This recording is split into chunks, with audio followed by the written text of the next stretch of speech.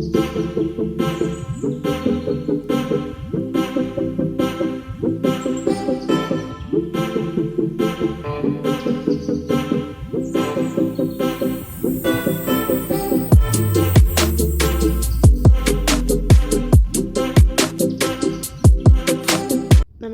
ಎಲ್ಲರೂ ಹೇಗಿದ್ದೀರಾ? ಆರಾಮಾಗಿದ್ದೀರಾ? Welcome back to my channel.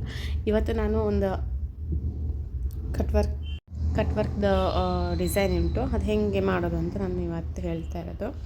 ಇಲ್ಲಿ ನಾನು 1.5 ಇಂಚ್ ಆಗುವಷ್ಟು ಆರ್ಕ್ ಶೇಪನ್ನು ತೊಗೊಂಡಿದ್ದೀನಿ. ಇದನ್ನು ಫಸ್ಟು ಈ ಥರ ಕ್ಯಾನ್ವಾಸ್ ಪೇಪರ್ ಮೇಲೆ ಹಾಕ್ಕೊಳ್ಳಿ. ಬಟ್ಟೆ ಮೇಲೆ ಹಾಕೋದಕ್ಕಿಂತ ಡೈರೆಕ್ಟಾಗಿ ಕ್ಯಾನ್ವಾಸ್ ಪೇಪರ್ ಮೇಲೆ ಹಾಕ್ಕೊಂಡು ಅದನ್ನ ಈ ಥರ ಕಟ್ ಮಾಡಿ ಇಟ್ಕೊಂಬಿಡಿ.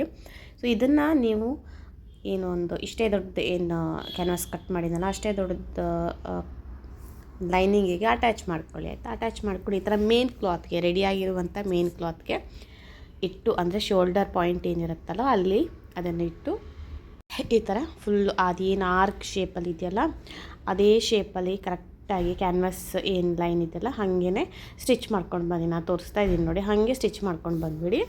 ಅದಾದಮೇಲೆ ಈ ಥರ ಕಟ್ ಹಾಕಲೇಬೇಕಿದು, ಯಾಕಂದರೆ ಟರ್ನ್ ಆಗಬೇಕಲ್ವಾ. ಸೊ ಹಾಗಾಗಿ ಈ ಥರ ಕಟ್ ಹಾಕೋದನ್ನು ಮರಿಬಾರ್ದು. ಈ ಥರ ಕಾರ್ನರ್ ಏನು ಉಂಟಲ್ಲ ಅದನ್ನು ಮಿಸ್ ಮಾಡಲೇಬಾರ್ದು. ಓಕೆನಾ?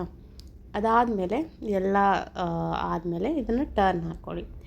ಸೊ ಕೆಲವೊಂದು ಸತಿ ಏನಾಗುತ್ತೆ ಅಂದರೆ ಸ್ವಲ್ಪ ಪ್ರೆಸ್ಸಿಂಗು ಕೂಡ ಬೇಕಾಗುತ್ತೆ. ನಾನು ಹಾಗೇನೆ ಟ್ರೈ ಮಾಡಿದೆ, ಬಟ್ ನೀಟಾಗಿ ಬಂದಿಲ್ಲ. ಮತ್ತು ನೆಕ್ಸ್ಟು ನಿಮ್ಮ ಮುಂದೆ ನೋಡಿ ಏನು ಮಾಡಿದೆ ಅಂತ.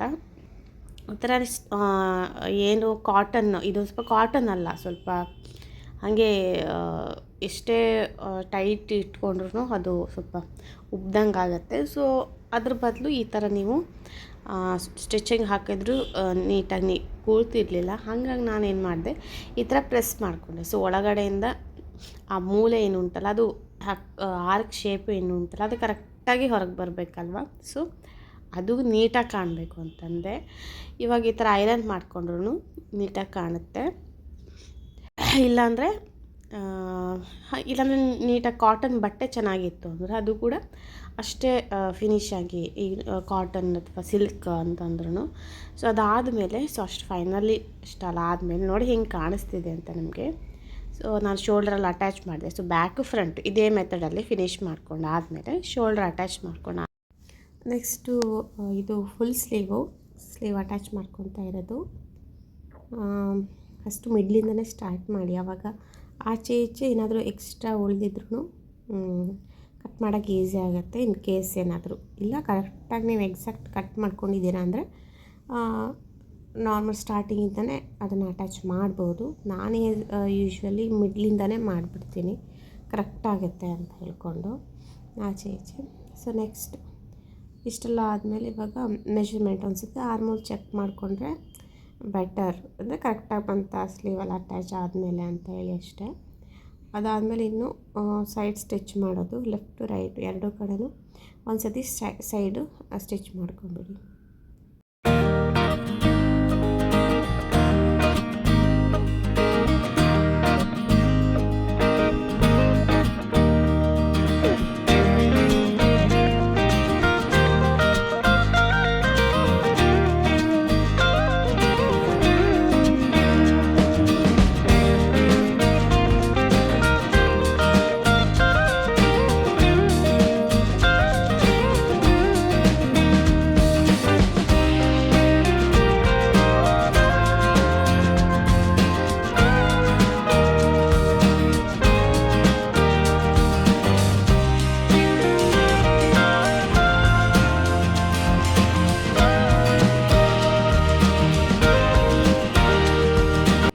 ಹಾಗೆ ಇವಾಗ ಅಷ್ಟಾದಮೇಲೆ ಈಗ ಮೆಷರ್ಮೆಂಟ್ಸ್ ತೊಗೊಂಬಿಡಿ. ಅಂದರೆ ಸುತ್ತಲೂ ವೇಸ್ಟ್ ಆಲ್ರೆಡಿ ಸ್ಲೀವ್ ಗೊತ್ತಿರುತ್ತೆ, ಹಾಗೆಯೇ ಚೆಸ್ಟ್ ಕೂಡ ಗೊತ್ತಿರುತ್ತಲ್ವ, 9 ಅಥವಾ 9.5 ಅಂತ. ಹಾಗೆಯೇ ವೇಸ್ಟು ಗೊತ್ತಿದೆ, ಬಟ್ ಸುತ್ತಳತೆ ಒಂದ್ಸರಿ ತೊಗೊಂಡು ಎಷ್ಟು ಉಳಿದಿರುತ್ತೋ ಅಷ್ಟು ಮೈನಸ್ ಮಾಡಿ ಎಷ್ಟು 2.5 ಲಾಸ್ಟಿಗೆ ಡಿವೈಡ್ ಮಾಡ್ಕೊಂಡ್ರೆ ಆಯಿತು. ಅಂದರೆ ಈಗ 8 ಅಂತಂದರೆ 4 ಭಾಗ ಅಂತ ಮಾಡಿಕೊಂಡ್ರೆ 2 ಬಂದುಬಿಡುತ್ತೆ. ಅದು 8ರಲ್ಲಿ 2, ಸೊ 8ನ 4 ಭಾಗ ಮಾಡಿಕೊಂಡ್ರೆ 2 ಅಂತ ಬರುತ್ತಲ್ವ, ಆ 2ನ ಮಾರ್ಕ್ ಮಾಡಬೇಕು. ಇಲ್ಲ 7 ಬಂತಂದರೆ ಅದನ್ನು 4 ಭಾಗ ಮಾಡಬೇಕು. ಈ ಥರ ಅಂದರೆ ಉಳಿದಿರುವಂಥದ್ದು ಆಯಿತಾ ವೇಸ್ಟಲ್ಲಿ. ಇವಾಗ ಇದರೆಲ್ಲ ಮಾರ್ಕ್ ಮಾಡ್ಕೊಂಡಾದಮೇಲೆ ಪ್ರತಿ ಒಂದು ಚೆಸ್ಟು ವೇಸ್ಟು ಹಾಗೆಯೇ ಸ್ಲೀವು ಇದನ್ನು ಕರೆಕ್ಟಾಗಿ ಏನುಂಟಲ್ಲ ಹೊಲ್ಕೊಂಡು ಬರಬೇಕು. ಏನಾಗುತ್ತೆ ಅಂದರೆ ಇವಾಗ ಇದನ್ನು ತುಂಬ ಜಾಸ್ತಿ ಈ ಥರ ಉದ್ದ ಇದ್ದಾಗಲ್ಲ ಅದೇ ಪಕ್ಕ ಸ್ಟಿಚ್ ಹಾಕ್ತಾಯಿದ್ದೀನಲ್ಲ, ತುಂಬ ಜಾಸ್ತಿನೂ ಹಾಕಬಾರ್ದು, ತುಂಬ ತೀರ ಹತ್ತತ್ರ ಹಾಕ್ತಾರಲ್ಲ ಅಷ್ಟೊಂದು ಹಾಕಬಾರ್ದು.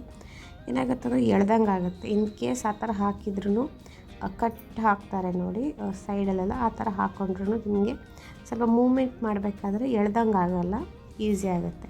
ಯಾಕಂದರೆ ಮೈ ಪಾರ್ಟ್ಗಿಂತ ಈ ಕೈದು ತುಂಬ ಉದ್ದ ಇದೆ ನೋಡಿ, ಅಂದರೆ ಡ್ರೆಸ್ ಥರ ಆಗೋದಿಲ್ಲ, ಇದು ಬ್ಲೌಸ್ ಅಲ್ವಾ.